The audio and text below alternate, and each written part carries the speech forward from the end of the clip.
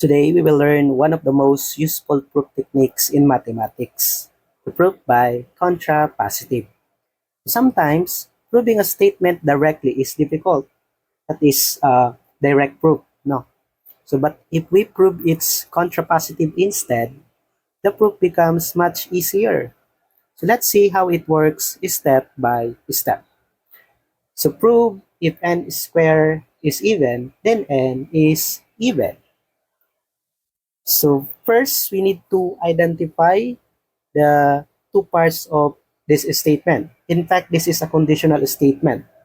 So the conditional statement has the form if P, then Q. If P, then Q, or P implies Q. So meaning P, if P. So P is n square is even. Then Q. So Q is n is even. So P implies Q. If n square is even, then n is even. So next is to write the contrapositive. So for a proof by contrapositive, we do not prove the original statement directly. Instead, we will prove that the negation of Q implies the negation of P. So this is a conditional statement and its converse is Q implies P. And the contrapositive is the negation of the converse statement. Okay? So this means that if, so the negation, we are going to use the word not. So if n is not even, so this is the negation of Q, right?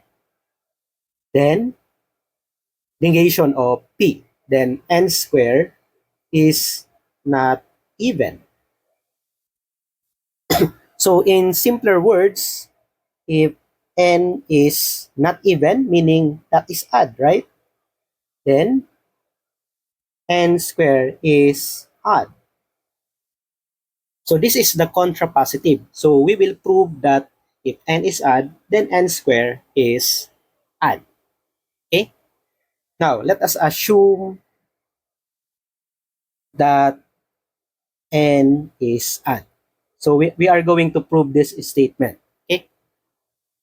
So if n is odd, then we know that from definition of an odd integer, that can be expressed as n is equal to 2k plus 1. Of course, k here is some integer. Okay? So we have n squared, right?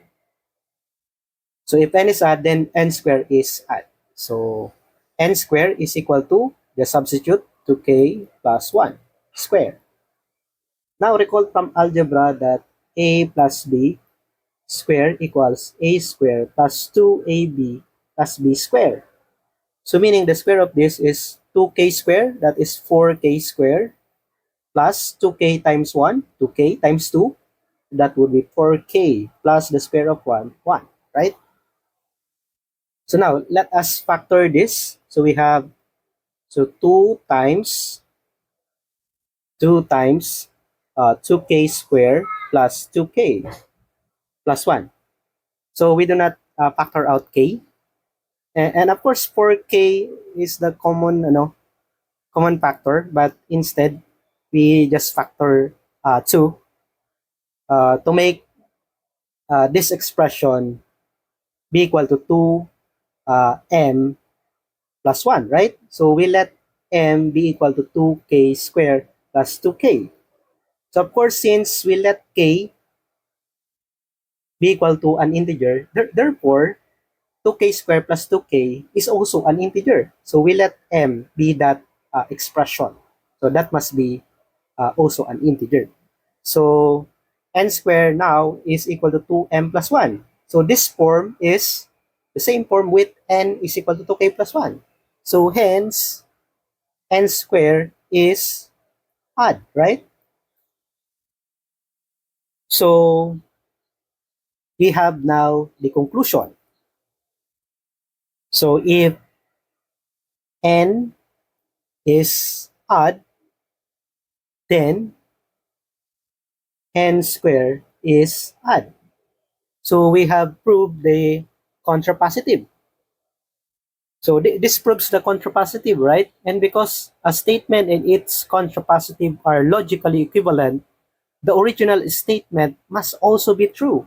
And the original statement is if n square is even, then n is even. Okay, I include a shaded square, meaning end of proof.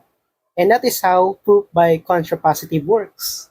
Instead of proving the original statement directly, we prove an equivalent statement that is often easier to handle. So thanks for watching.